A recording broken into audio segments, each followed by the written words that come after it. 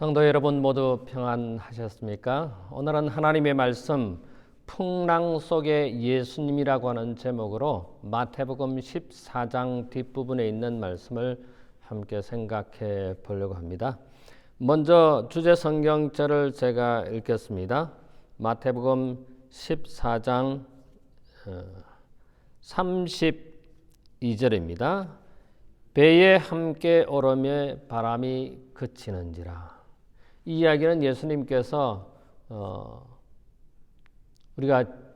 제가 지난주와 지지난주에 오병이어에 관련된 말씀을 드렸습니다. 이게 마태복음 14장에도 오늘 말씀 바로 직전에 그 이야기를 기록하고 있습니다. 예수님께서 감사하는 그 기적을 통해서 문제가 해결되고 빈약함이 풍성함이 이루는 그리고 기적을 만들어내는 것을 우리가 살펴보았습니다. 하나님께서 우리에게 풍성한 삶을 허락하신 예수님의 그 기적 이후에 일어난 사건입니다. 예수님께서 제자들을 재촉해서 갈릴리 바다 건너편에 제자들을 보내셨는데 그 제자들이 밤새 풍랑을 만나서 여기 바람, 바다 이렇게 나와 있지만 사실은 풍랑, 더 정확하게 말씀드리면은 폭풍이 불어서 제자들이 밤새 깜깜한 밤에 노를 저어서 목적지까지 가고자 했지만은 가지 못하는 죽음 앞에 선 사람들의 모습으로 그들이 무서워 떨고 있는 이 사건에 예수님이 풍랑 속에서 나타나신 그런 모습을 오늘 이야기를 하고 있습니다. 제자들은 호수 저편으로 예수님께서 보내셨기 때문에 예수님의 명령에 따라서 그들은 배를 타고 그 밤에 호수를 건너서 건너편의 목적지에 가고자 했지만은 이게 말씀에 보면은 예수님께서 제자들을 보내시고 난 다음에 따로 산에 가서 기도하시고 그 다음에 제자들은 배를 24절에 마태복음 14장 24절에 보니까 배가 이미 육지에서 술이나 떠나서 바람이 거슬림으로 물길을 인하여 고난을 당하더라. 폭풍이 일어난 그 바다에서 정확하게 말하면 호수지만 너무 넓은 호수라 우리가 알고 있는 미시간 호수이지만 사실은 끝이 보이지 않는 호수 끝이 보이지 않는 바다와 같습니다. 이 갈릴리 호수도 마찬가지입니다. 끝이 보이지 않는 특별히 깜깜한 밤에 그들이 풍랑을 만나서 폭풍을 만나서 밤새도록 노를 저어서 가고자 했지만 그들이 목적지에 가지 못하고 어려움을 겪고 있는 사건이 여기에 마태복음 14장 뒷부분에 기록하고 있습니다. 두려워하는 제자들의 모습이 여기에 있습니다. 두려워한다는 말이 여기 몇 번 있습니다. 마태복음 14장 24절에 보면은 고난을 당하더라. 그리고 26절에 보면은 무서워서 소리 지르니라. 그 다음에 또 뒤에 가서 보면은 그들이 무서워서 이 30절에 무서워 빠져가는지라. 베드로가 물속에 빠져가는 바다 속에 빠져가는 바람을 보고 무서워 빠져가는지라. 여기에 이제 무서워하는 제자들의 모습, 그 풍랑 속에서 자기의 생명이 지금 오락가락하는 그런 상황 속에 무서워하는 제자들에게 예수님께서 찾아오십니다. 예수님께서 뭐라고 말씀하시냐면은 안심하라 내니. 예수님께서는 제자들을 갈릴리 바다로 또 보내시고 난 다음에 예수님께서는 홀로 기도하셨습니다. 그리고는 어쩌면 밤새 제자들이 풍랑 속에서 어려움 겪는 것을 아셨으리라고 생각합니다. 그런데 왜 예수님은 제자들이 그 어려움 가운데 있는 것을 보시고 즉시 오시지 않았을까 하는 의문이 생깁니다. 제자들은 밤새 그들의 사투를 벌이는 노를 젓는 그 모습을 생각해 볼 때 이 제자들은 얼마나 무서워했겠는가 하는 생각이 듭니다. 제가 지난달에 제 고향 섬에 다녀왔습니다. 갈 때는 여객선을 타고 들어갔습니다. 나올 때는 친구가 통통배로 저희들을 육지로 데려다 줬습니다. 근데 저와 저희 딸은 그 배를 타고 가다가 배가 하나 지나가면은, 물론 약간의 바람도 불었습니다만은, 배가 하나 지나가면은 그 배가 지난 물결 때문에 파도가 되어서 제 친구배를 칩니다. 이제 타고 가는 배를 칠 때 그때 배가 들썩하고 배가 움직입니다. 그때 놀래가지고 그 배를 움켜잡는 딸아이와 집사람을 보면서 미소를 지은 적이 있습니다. 그런데 말입니다. 만약에 태풍이 불고 풍랑이 일어서 이 배가 여러분 바닷속으로 들어가는 그런 모습을 경험하신 적이 있습니까? 저는 섬에서 태어났기 때문에 그 배를 타는 그 태풍이 뭔지를 잘 압니다. 제자들이 갈릴리에서 그 폭풍을 만나서 배가 이렇게 물속으로 들어갔다 다시 올라오는, 그 다음에 아무리 노를 저어도 자기들이 목적하는 것을 갈 수 없는 그 상황에 두려움에 빠져 있는데 예수님께서 안심하라 내니, 이 제자들이 무서워하는데 예수님께서 찾아오신 것입니다. 기적같이 그 풍랑을, 광풍을 잔잔케 하는 기적을 이 제자들이 다시 경험합니다. 사랑하는 우리 가족 여러분, 제가 지난 안식일과 지지난 안식일에 우리가 감사함을 통해서 기적을 만들어낸다고 그랬습니다. 근데 어떤 분들은 생각할 때 나는 왜 내 삶에 기적이 일어나지 않는가라고 말하고 있습니다. 저도 말씀을 준비하면서 내 삶에 기적이 일어나지 않았다, 이렇게 그냥 대수롭게 생각했는데, 제가 저의 삶을 과거에 찬찬히 들여다보니까 모든 것이 기적이었습니다. 이 예수님의 제자들은 배를 저어가면서 사실은 예수님에 대한 확신이 없습니다. 구주라고 하는 것을, 구세주라고 하는 확신이 없었습니다. 근데 그 예수님이 이 폭풍 속에 바다 위를 걸어오시는 예수님을 발견합니다. 자, 마태복음 14장 28절에 보겠습니다.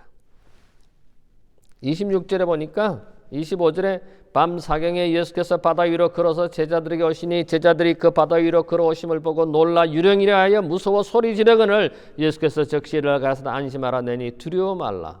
28절 베드로가 대답하여 가로되 주여 만일 주시어던 나를 명하사 물 위로 오라 하소서. 여러분, 사람이 물 위로 걸어갈 수 있습니까? 그런데 베드로는 예수님께 주시어거든, 만일 당신이 주님이시거든. 근데 이거는 의심에 찬 베드로의 질문이 아니라, 요청이 아니라, 그는 예수님께서 나를 이 바다 위로 걷게 하실 것이라고 하는 확신을 가지고 있는 제자였습니다. 그런 제자가 예수님께 뭐라고 말하냐면, 예수님 당신이 주님이시면, 나의 주님이시면 나로 하여금 이 폭풍이 부는 바다 위로 당신처럼 걷게 해달라고 요청하는 것입니다. 이 베드로는 믿었습니다. 확신이 있었습니다. 그래서 예수님께서 나를 이 바다 위로 걷게 하실 것이라고 하는 확신이 있었기 때문에 예수님께 요청하는 것입니다. 주여 만일 주시어던 나를 명하사 물 위로 오라 하소서. 지금 그 풍랑 때문에, 그 폭풍 때문에 제자들은 사경에 처해 있었습니다. 죽음의 순간에 처하는 그런 위험한 순간에 있었지만은 베드로는 예수님께 대한 확신이 있어서 나를 바다 위로 걷게 해달라고 요청하는 것입니다. 그럴 때 예수님께서 뭐라 합니까? 오라 하시니 베드로가 배에서 내려 물 위로 걸어서 예수께로 가되. 여러분, 세상에 물 위로 걸어간 사람이 있습니까? 오늘 우리가 살고 있는 이 시대에 저는 그 한국에 살 때 가끔 한강 위를 걸어가는 그렇게 노력하는 사람들의 신문 기사에 난 것을 보았습니다. 어떤 사람은 발 밑에다가 커다란 넓은 것을 대가지고 그걸로 아주 힘차게 뛰어 이 한강을 건너려고 하다가 그냥 물속에 빠지는 장면도 봤습니다. 굉장한 속도로 달리면 아마 물속에 빠지지 않고 물 위를 걸어갈 수 있겠죠? 걸어가는 것이 아니라 날아갈 수 있겠죠? 근데 물 위를 걸어서 갈 수 있습니까? 이런 기적이 세상에 어디 있습니까? 베드로는 예수님께 내가 물 위를, 바다 위를 걸어가게 해달라고. 그런데 예수님께서 오라, 베드로가 배에서 내려 물 위로 걸어가시니, 물 위로 걸어가는 기적을 만들어낸 것입니다. 근데 어떤 분들은 나는 내 삶에 왜 이런 기적이 없나? 베드로는 물 위를 걸어가는, 예수님의 안내를 받아서 물 위로 걸어가는 그런 기적을 만들어냈는데 나의 삶에는 왜 이런 기적이 없나, 이렇게 두려워하고 떨고 있는 사람이 있을 수 있습니다. 주님을 의심하고 하나님을 의심하는 우리의 가족이 있을 수 있습니다. 예수님께서 십자가상에 마지막 거의 운명할 때 많은 사람들이 예수님의 얼굴을 치고 침을 뱉고 조롱하고, 그런 상황에 제자들은 멀찍이 서서 예수님을 바라봤습니다.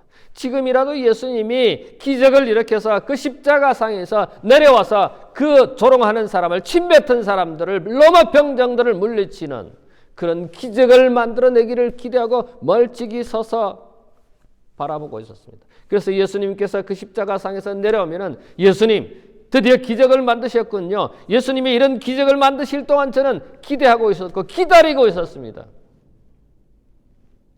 그런데 십자가상에는 기적이 일어나지 않았습니다. 십자가에 못 박던 그 로마 병정을 어떻게 할 수 없었고, 침뱉은 예수님 얼굴을 때리치던 그런 사람들을 어떻게 할 수가 없었습니다. 그런데 여러분, 제자들은 기적을 바랐지만 십자가상의 기적이 일어나지 않았지만은 사람들의 마음의 변화를 일으켜서, 그 제자들의 마음의 변화를 일으켜서 오늘날 이 기독교가 탄생하는, 그래서 예수님의 제자들은 이 기독교의 기초가 된 것입니다. 비록 십자가상의 기적은 없었지만은 그들의 변화를 통해서 이 세상에 예수 그리스도를 소개하는 하나님의 제자들이, 하나님의 백성들이 된 것입니다.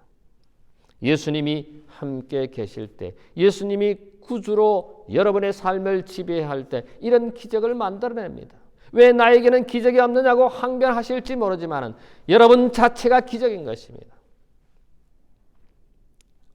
제가 최근에 어떤 분이 저에게 카톡으로 이런 글을 보내줬습니다. 어떤 의사가 쓴 글입니다. 환자들이 침상에 누워서, 또는 나이가 80, 90이 되어서 걸을 수 없는, 누워만 있는 사람이 있습니다. 누워만 있는 사람들에게 있어서 걸어가는 것은 기적인 것입니다. 손을 움직일 수 없는 사람들에게 손을 움직이는 것은 기적인 것입니다. 눈을 뜨지 못하는 사람들에게서 눈을 뜨는 것은 기적인 것입니다. 호흡의 곤란을 일으켜서 산소 호흡기를 끼고 있는 그들에게 산소 호흡기 없이 호흡을 하는 것은 기적인 것입니다. 걸어다닐 수 없는 그들에게, 걸어가는 사람들에게서는 기적인 것입니다. 여러분, 오늘 우리는 기적 속에 살고 있는 것입니다. 그렇지 않습니까? 오늘 우리가 이 교회에 올 수 있는 것도 기적인 것입니다. 오늘 우리가 하나님께 말씀을 저는 찬양하고 감사하고, 이게 기적인 것입니다. 모든 게 기적인 것입니다. 만약에 우리가 호흡하는 이 공기가 없어졌다면 우리는 금방 죽을 것입니다. 만약에 우리가 마시는 이 물이 없다면 우리는 금방 목말라 죽을 것입니다. 이 세상에 생물이 존재하지 않을 것입니다. 모든 것이 기적인 것입니다. 예수님이 계시면은 그 자체가 기적인 것입니다.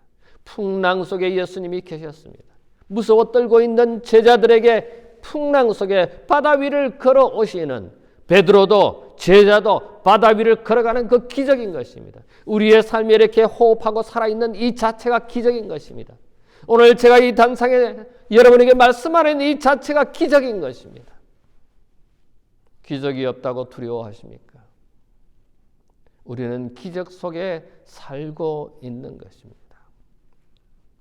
사랑하는 여러분, 풍랑 속에 예수님께서 찾아오신 제자들은 두려워 떨고 있을 때 바람을 보고 무서워했다고 기록하고 있습니다. 14장 30절에 보면 바람을 보고 무서워 빠져가는지라 소리 질러 가로되 주여 나를 구원하소서. 베드로가 바람을 보고 무서워 빠져간다고 그랬습니다. 아까는 조금 전에 바다 위를 걸어가는 기적을 만들었지만 이제는 바다에 빠져서 주여 나를 건져달라고, 나를 구원해달라고, 나를 살려달라고 외치는 것입니다. 근데 예수님께서 뭐라고 말씀하십니까? 믿음이 적은 자여, 31절에 보면 믿음이 적은 자여 왜 의심하느냐. 베드로가 어쩌면 믿음이 이 순간에 없었을지도 모릅니다. 확신이 사라졌을지도 모릅니다. 예수님을 바라보고 갔을 때는 바다 위를 풍랑 속을 걸어갈 수 있었지만은 그 풍랑 일으키는 그 바람을 보았을 때, 파도를 봤을 때는 그냥 물에 빠지고 만 것입니다. 예수님을 보지 않냐고 풍랑을 봤을 때는 바다에 빠진 것입니다. 확신이, 믿음이 사라졌던 것입니다. 믿음이 부족했던 것입니다. 그래서 예수님께서 어찌하여 믿음이 적은 자여 의심하느냐라고 예수님께서 베드로에게 말씀하셨습니다. 사랑하는 우리 가족 여러분, 우리의 부족한 믿음, 우리의 확신 없음에 대해서 두려워하십니까? 두려워하지 말라는 것입니다. 우리의 부족한 믿음, 우리의 연약한 믿음 때문에 두려워하지 말라고 예수님께서 말씀하십니다. 우리가 잘 나가다가 세상의 눈을 돌리는 이유가 뭡니까? 예수님을 보지 않냐고, 신앙생활을 제대로 하지 않냐고, 교회 나오지 않냐고, 왜 세상을 바라봅니까? 비즈니스가 잘 안 됐어요? 내 건강이 좋지 않았어요? 내 자녀들에게 문제가 있었어요? 세상을 봅니까? 내가 병이 들어서 어려워서 세상을 봅니까? 제자들은, 베드로는 바람을 보고 무서워 빠져가는지라. 여러분, 바람을 보면은, 폭풍을 보면은 무서움이 있고 그 바다에 빠지는 것입니다. 예수님을 보았을 때는 폭풍이 보이지 않는 것입니다. 예수님을 보았을 때는 바다를 걸어가는 것입니다. 예수님을 보았을 때는 확신이, 구주라고 하는 확신의 믿음이 있었습니다. 그런데 예수님을 보지 않냐고 폭풍을 봤을 때, 세상을 바라봤을 때 우리의 믿음이 부족해지는 것입니다. 사랑하는 가족 여러분, 세상을 볼 때, 폭풍을 볼 때 우리는 바다에 빠질 수밖에 없습니다. 근데 예수님께서 말씀하시기를 믿음이 적은 자야 왜 의심하느냐고 오늘 우리에게 말씀하십니다. 믿음이 적은 거로, 믿음이 연약한 거로 무서워 떨고 있습니까? 우리 주님께서 무서워하지 말라고 말씀하십니다. 왜요? 손을 내밀어 주시는 것입니다. 31절에 예수께서 즉시 손을 내밀어 저를 붙잡으시며, 오늘 우리 주님께서는 무서워 떨고 있는, 어쩌면 확신이 없는, 어쩌면 믿음이 연약하여 떨고 있는 우리에게 손을 내밀어 주십니다. 그리고 우리를 붙드십니다. 그리고 우리를 빠져가는 바다에서 건져내 주시고 우리를 죽어가는 죽음의 세상에서 우리를 구원해 주시는 주님의 손길이 우리와 함께 있을 때 우리는 무서워할 필요가 없는 것입니다. 믿음이 적은 자여 왜 의심하느냐? 적은 믿음이 아니라 큰 믿음이 되기를 바랍니다. 불안에 뜨는 믿음이 아니라, 그런 연약한 믿음이 아니라 확신 있는, 주님을 절대적으로 신뢰하는 그런 믿음이 있는 여러분과 제가 되기를 간절히 바랍니다. 며칠 전 저희 집 사람이 저에게 이런 질문을 했습니다. 여보, 당신은 구원받은 것에 대해서 확신이 있습니까? 한편으로 생각할 때 목사에게 이런 질문을 하는 것이 우습기도 했습니다. 질문을 했으니까 대답을 했죠. 네, 나는 구원받았음을 확신합니다. 정말로 구원받았음을 확신합니까? 네, 나는 구원받았음을 확신합니다. 우리 주님이 이 땅에 오실 때에 저는 구원받아서 하늘에 갈 것을 확신합니다. 그렇게 소망하고 있습니다. 그런 믿음이 있습니다. 여러분은 어떻습니까? 여러분 구원받았습니까? 구원받으신 분 손 들어보세요. 우리 한국 사람들은 일반적으로, 특별히 재림교인들은 구원받았습니까? 라고 질문하면은 손을 잘 못 듭니다. 확신이 없는 것 같아요. 여러분은 어떻습니까? 구원 받으셨습니까? 언제 받으셨습니까? 어떻게 받으셨습니까? 이렇게 질문하면 여러분은 어떻게 대답하시겠습니까? 우리는 다 구원 받았습니다. 우리가 예수 그리스도를 개인의 구주로 받아들였을 그 순간에 우리가 구원을 받았습니다. 우리가 침례를 받음으로 구원의 대열에, 하늘 가는 대열에 참여하였습니다. 우리 주님이 이 땅에 오시면 우리를 하늘로 데려가시는 그 구원이 그때 완성될 것입니다. 때때로 우리는 의심합니다. 내가 구원을 받았는지, 내가 믿음이 있는지 의심하고 연약한 믿음에 대해서 두려워합니다. 근데 우리 주님께서 뭐라고 말씀하시냐면은 너의 연약한 믿음을 두려워하지 말라고 말합니다. 왜냐하면 우리 주님께서 구원의 손길을 언제나 뻗쳐주시기 때문입니다.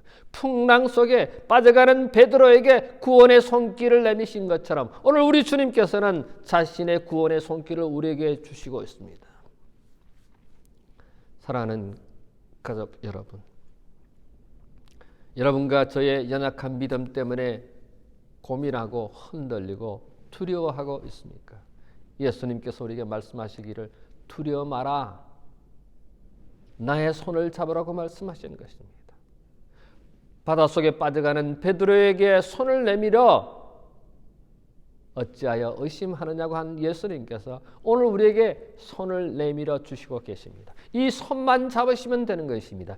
예수님을 받아들이시기만 하면 우리는 구원받는 것입니다. 무너져버린 예수님의 제자들은 그들은 예수님에 대한 확신이 없었지만 심지어 베드로는 예수님을 3번이나 부인하고 예수님이 잡혔을 때 제자들은 다 도망갔지만은 그들이 예수님을 배반했지만은 예수님은 그들을 정죄하지 아니하시고 오히려 훈련하시고 오히려 교육하시고 오히려 그들의 신앙을 다시 세우신 예수님이었습니다. 주님께서 오늘 우리의 연약한 믿음을 다시 세우시는 우리의 믿음을 확고히 하는 손길을 내밀고 계십니다. 우리의 연약한 믿음을 위해서 우리의 병약한 우리의 흔들리는 믿음을 확실하게 하기 위해서 흔들리지 않게 하기 위해서 주님이 오늘 손길을 내밀고 계십니다. 그 손만 잡으시면 되는 것입니다. 주님이 여러분에게 굳건한 믿음을 주실 것을 확신합니다.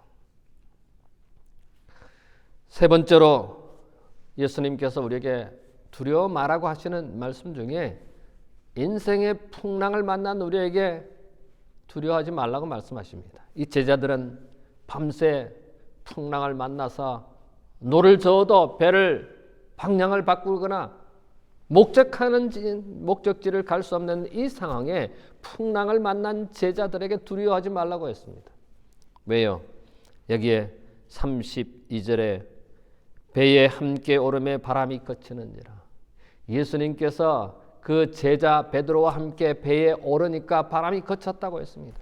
여러분, 그 배에 예수님께서 오시니까 바람이 그친 것입니다. 여러분, 예수님이 함께 하시니까 풍랑이, 태풍이, 폭풍이 잔잔해진 것입니다. 바다가 잔잔해진 것입니다. 어떨 때요? 예수님께서 배에 오르사 예수님께서 함께 하실 때 그 모든 풍랑은 잔잔해졌습니다. 오늘 인생에 풍랑이 있습니까? 우리의 삶에 바람이 불고 있습니까? 배가 흔들리고 있습니까? 우리의 인생의 배가 흔들리고 있습니까? 우리의 인생의 배가 바다에 잠길 것처럼 곤두박질을 하고 있습니까? 예수님이 배에 오르시면, 예수님이 함께 하시면 그 모든 풍랑은, 그 바다는 잔잔해진다고 하는 사실을 오늘 우리에게 말씀하고 있습니다. 얘들아, 풍랑이 가득한 이 배에 두려워 말라고. 내가 너와 함께 하면, 그 배에 오르면은 그 풍랑은 잔잔해질 것이라고 말씀하고 있는 것입니다. 우리 인생의 풍랑을 겪고 있는 분이 계십니까? 저는 고등학교 1학년 때 아버지는 훨씬 일찍 여유였지만 어머니를 고등학교 1학년 때 잃었습니다.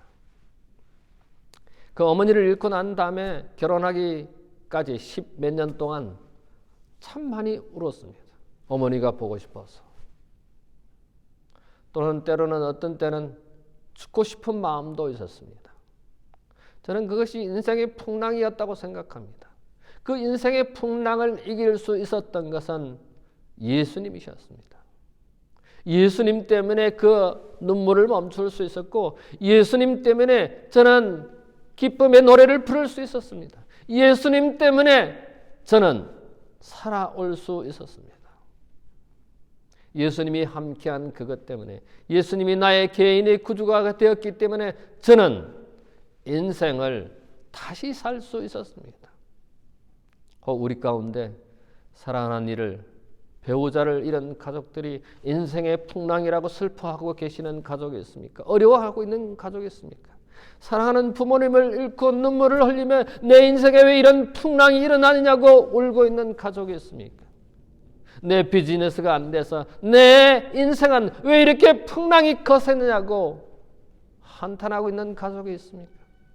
나에게 왜 이런 고통을, 나에게 이런 왜 병마를, 나의 가족에 왜 이런 어려움을 준다고 그 인생의 풍랑 때문에 고통받고 있는 가족이 있습니까?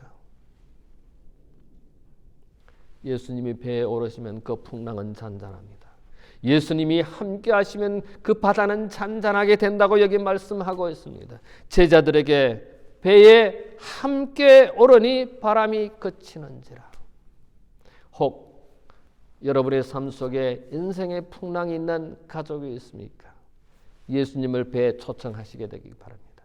예수님의 배에 오르시기만 하면 그 모든 풍랑은 잔잔하게 될 것입니다. 여러분의 슬픔은 기쁨으로 바뀔 것입니다. 여러분의 흐르는 눈물은 멈출 것입니다. 여러분의 고통은, 여러분의 연약함은 해결될 것입니다. 예수님이 배에 오르시게 되면, 예수님이 함께 하시면요.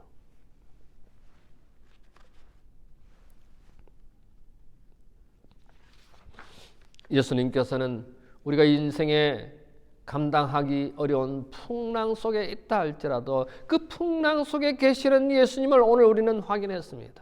오늘 우리에게 다가오시는, 오늘 우리의 배에 오르시는 예수님의 모습을 보았습니다. 우리에게 손을 내미는 예수님의 손길을 우리는 확인했습니다. 두려움을 떨고 있는, 무서워하고 있는, 고통 가운데 있는, 어려움 가운데 있는 우리 가족이 있습니까? 예수님의 손길을 붙잡으시게 되기를 바랍니다. 예수님이 내 인생의 배에 타시겠도록 초청하시고 손을 붙드는 예수님이 함께 하시는 여러분과 되기를 간절히 바랍니다. 이 교회가 만약에 예수님을 잃어버리셨다면 예수님을 이 교회에 초청하시게 되기를 바랍니다. 예수님을 여러분 가정에 초청하시게 되기를 바랍니다. 예수님을 여러분의 삶의 인생의 풍랑에 초청하는 여러분과 제가 되기를 간절히 바랍니다. 시대의 소망 809쪽에 보면 바다 위에서 사납고 무서운 폭풍이 저희를 삼킬 것처럼 몰려와 저희 마음이 공포에 사로잡혀 있을 때 예수께서는 저희를 구원하시기 위하여 파도 위를 걸어오셨다고 했습니다. 우리의 인생의 파도 위를, 우리의 인생의 풍랑에 우리를 구원하시기 위해서, 우리를 살려주시기 위해서, 우리의 문제를 해결해 주시기 위해서 그 바다 위를 걸어오시고 계신다고 하는 사실을 잊지 말게 되기를 간절히 바랍니다. 살아남는 자들 215쪽에 보면은 저희가 본 광경 곧 병든 자를 고치고 소경의 눈을 뜨게 하시며 기머거리를 듣게 하시며 귀신을 꾸짖어 내쫓으시며 죽은 자를 다시 살리시고 바다와 바람을 잠잠케 하시던 예수의 이적들을 다시 회상하였다. 여러분, 저는 제 과거의 삶을 되돌아볼 때 기적이 별로 없었다고 생각했는데 모든 것이 기적이었다고 저는 고백합니다. 제 삶의 모든 것이 기적이었습니다. 한 가지 예를 들까요? 저는 이 일리노이 오기 전에 미시간에 살았습니다. 저는 미시간에 살 때 제가 딸이 넷이 있기 때문에 차가 여러 대가 필요합니다. 그래서 제 이름으로 된 차가 5대입니다. 여러분, 차가 뭐 별로 그렇게 좋지 않은 차들이었기 때문에 뭐 고장도 나고 어려움도 많이 겪었습니다. 제일 큰 어려움은 보험료였습니다. 여러분, 차량 5대 보험료가 매달 1,000불 이상씩 나갔습니다. 여러분, 제 월급의 많은 부분이 보험료로 나갔습니다.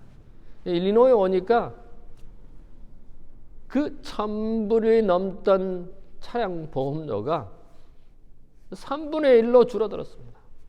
3분의 1도 들지 않았습니다. 여러분, 제가 그 1,000불 이상씩을 내면서 제 가족을 큰 어려움 없이 지내왔던 것, 이 기적 아닙니까? 하나님께서 제 인생에, 제 삶에 기적으로 다가오셨고 제 문제를 해결해 주셨고 저를 평안케 해 주었습니다. 때때로 어려움 때문에, 때때로 고통 때문에, 때때로 문제 때문에 두려워하고 떨었지만은, 고통을 받았지만은, 그러나 언제나 주님께서 함께 계셨고 오셔서 제 문제를 해결해 주셨습니다. 무서워하고 떨고 있는 풍랑 속에 있는 제자들에게 풍랑 속에 예수님이 걸어오셨다고 하는 사실을 잊지 말게 되기를 바랍니다. 바다 위를 걸어오신 예수님, 물에 빠져가는 제자에게 손을 내미신 예수님, 기적이 없다고 혹 불평하는, 혹 의심하는 우리 가족이 있습니까? 우리는 기적 속에 살고 있습니다. 예수님을 초청하시면 기적을 만들어낼 수 있습니다. 여러분, 믿음이 연약하다고 두려워하고 떨고 있습니까? 왜 의심하느냐고 손길을 내미시는 예수님의 손을 잡으시게 되기를 바랍니다. 우리는 결코 바다에 빠질 수가 없습니다. 왜냐하면 예수님의 손을 잡는 순간 우리는 바다에 빠지는 것을 멈추고 다시 바다 위를 걸을 수 있는 것입니다. 사랑하는 가족 여러분, 우리의 삶에 풍랑이 일고 있습니까? 어려움이 있습니까? 고통이 있습니까? 눈물이 있습니까? 외로움이 있습니까? 예수님을 배에 오르게 하십시오. 예수님을 우리 이 교회 배에 모시게 되기를 바랍니다. 우리의 직장에, 우리의 비즈니스에, 우리의 가정에, 내 개인의 삶에 예수님이 우리의 배에 타게 하시게 되기를 바랍니다. 그럼 그 풍랑은 잔잔하게 될 것입니다. 배에 함께 오르사 바람이 거치는지라. 우리에게 풍랑이 있으면은 예수님께서 우리의 배에 타심으로 그 풍랑이 잔잔케 되는 여러분과 제가 되기를 간절히 바라면서 말씀을 드리겠습니다. 잠깐 머리를 숙일까요? 고마우신 우리들의 하늘아버지, 인생의 풍랑 속에 있는 우리 가족들 있습니까? 주님이 오셔서 그 풍랑을 잔잔케 해 주시옵소서. 눈물을 흘리는 가족이 있습니까? 주님이 오셔서 그 눈물을 닦아 주시옵소서. 주님, 이 세상에 어려움이 많고 풍랑이 많고 고통이 많습니다. 사랑하는 우리 모든 성도들을 주님의 은혜 가운데 주님의 배에 태우게 해주시고 풍랑을 잔잔케 하셔서 주님 안에서 행복한 삶을 살아가는 우리 모든 성도들 되도록 인도해 주시옵소서. 감사하오며 예수님 이름으로 기도하옵나이다. 아멘.